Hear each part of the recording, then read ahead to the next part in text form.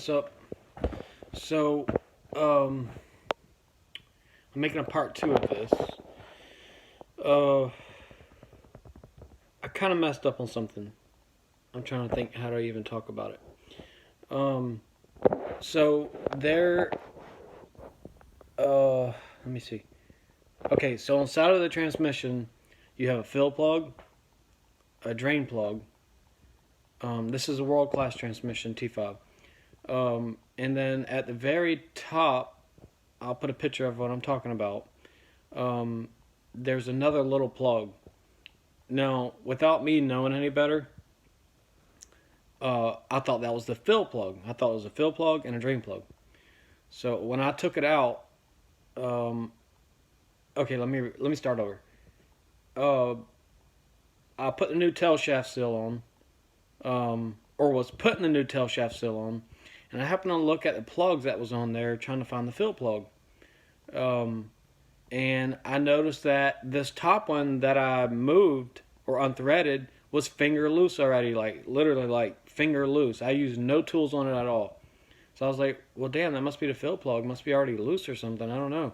So I unthreaded it. Not knowing any better now, I unthreaded it. And I got about 4 threads out, and I heard a clunk. And I was like, what did I just do? And so not knowing any better, apparently that is for the 5th and reverse gear pin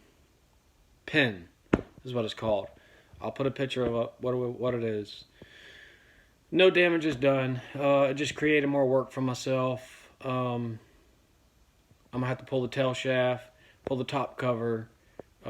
There's a little clip from all the videos I've watched. There's a little clip that goes on the back side of it. It's like a bolt. It's a T50 is what it is.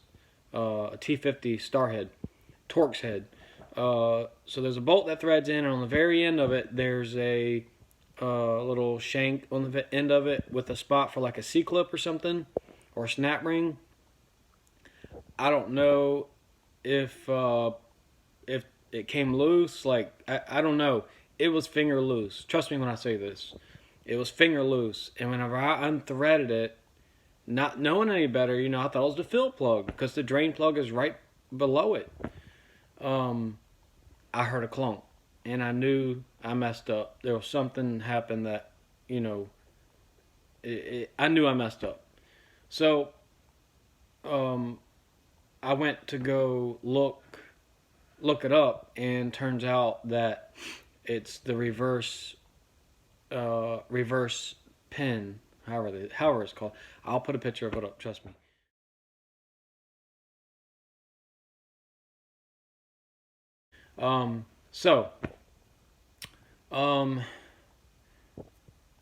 I messed up. Yes, I know I'm repeating myself. I messed up.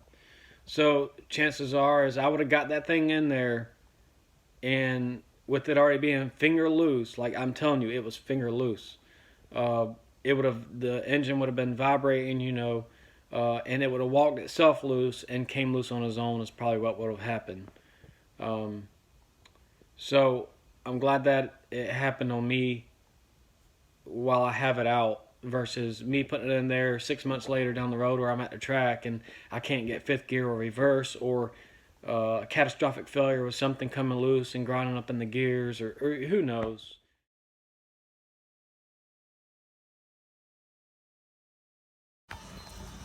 Alright, y'all. So this is what I messed up. It was literally finger loose. So I gotta take this shifter off, gotta take the tail shaft off, and then take this plate off and see if I can fix it. He hates it for it. Look at that shit. He hates it. But I got it, y'all. So this was basically back, like I said, it was finger loose as you see, and it came loose just enough to make it kind of kick because it's under spring tension, as that spring right there. Luckily the C-clip did not fall off, and I'm able to fix it. Quick, easy fix. Just silicone this bitch back together and we're good. Yeah, quit talking. So, yep, we gotta get to work, he said. Alright, we got the top case cover back on. cleaned up the tail shaft, about to put some silicone, slide it back on, put the shifter back through, put the roll pin back in, and then put it all back together. And then I can add my fluid, 3 quarts of automatic transmission fluid, and yeah, so learned my lesson on touching stuff that I don't know about.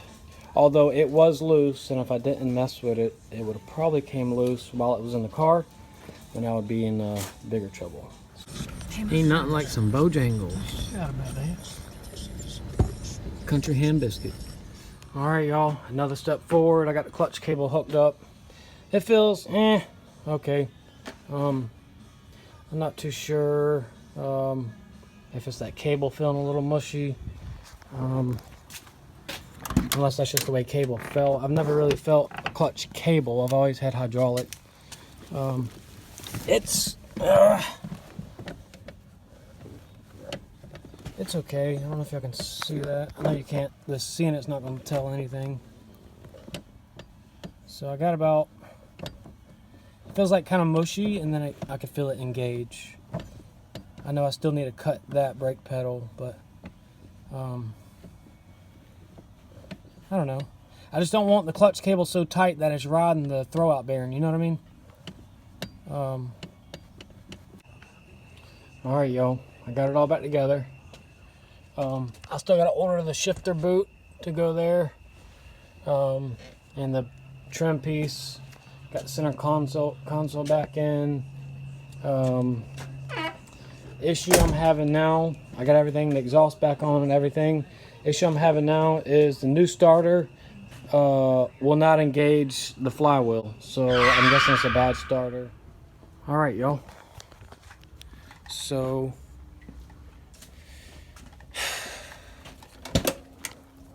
let's see, it's back together other than the shifter boot and all that.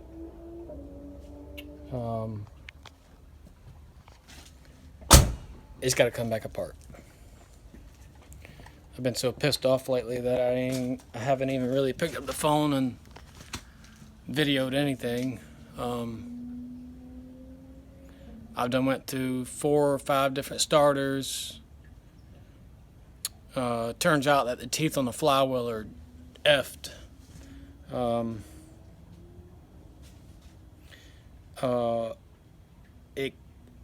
The block plate, I'll put some pictures of it up.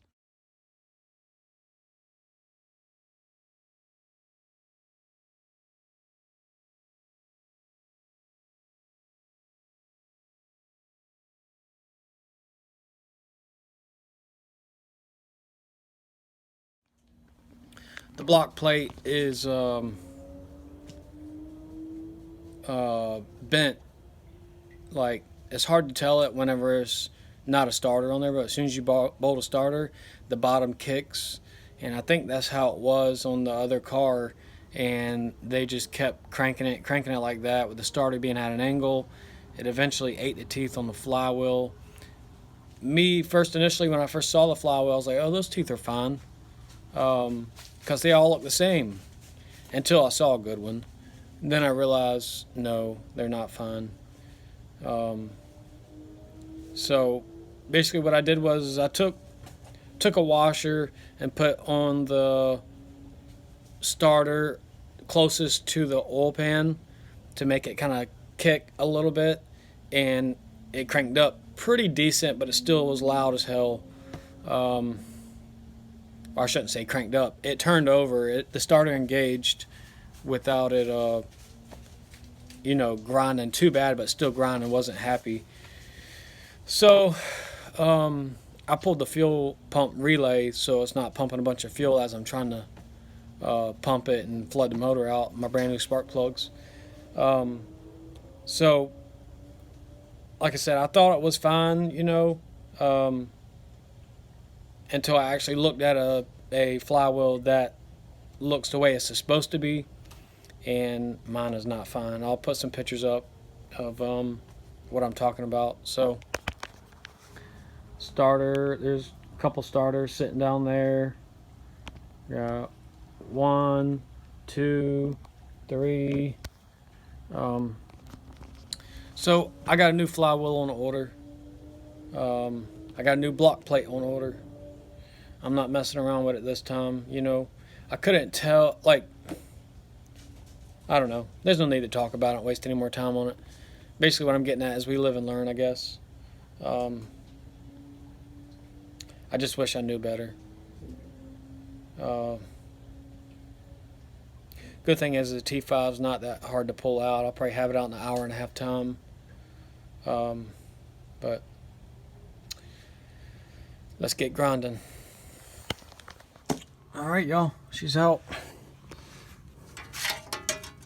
It's been getting some surface rust on it from sitting up there, not being used. Damn it. Took about an hour and a half. But these teeth look,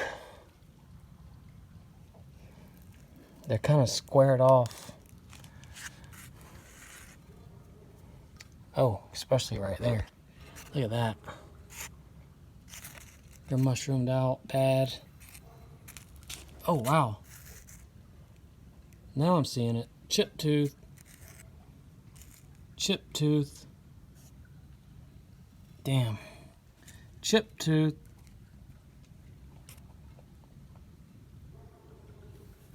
Yeah.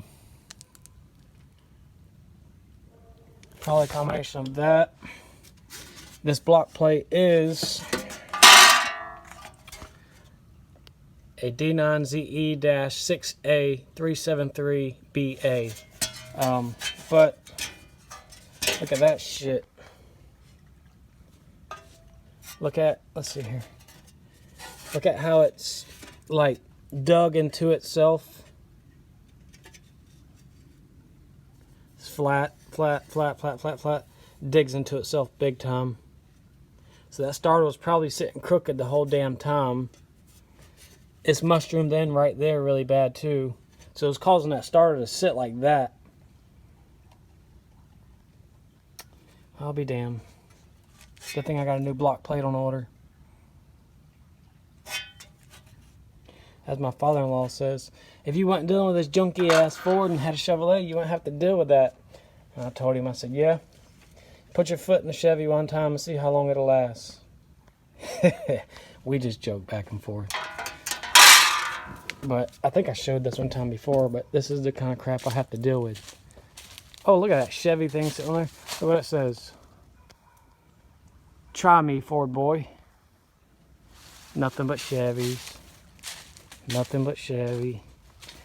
Nothing but Chevy. It's a love-hate relationship. It's okay. He helps me out and I help him, so it's all about horsepower. Anyways, new block plate should be in tomorrow. Today is Thursday. New flywheel should be in tomorrow from O'Reilly's. 157 tooth, 50 ounce weight. Yeah, it just really sucks because I paid money to get that damn thing surfaced, and I wish I would have saw the teeth really wore down, you know. But we live and learn, I guess. Whatever. But this was the culprit of it. The thing is bad. It's really bad. Anyways, how do I say it? 2 steps forward, 3 steps back, or something like that. Well, I'm back at that. Step 1. We'll get it though. Alright, y'all. New flywheel. Can't really see it. Brand new flywheel. Went ahead and got a brand new clutch for it because one of my ears are kind of bent and basically broke off pretty much. So went ahead and did a new clutch for it. Now I'm just waiting on the block plate to come in today. Hopefully it comes in and get this thing together. Y'all look at that. Brand new. Look at how wore down those are. Look at the difference. Even got some are really mushroomed out. It's also wore like at an angle.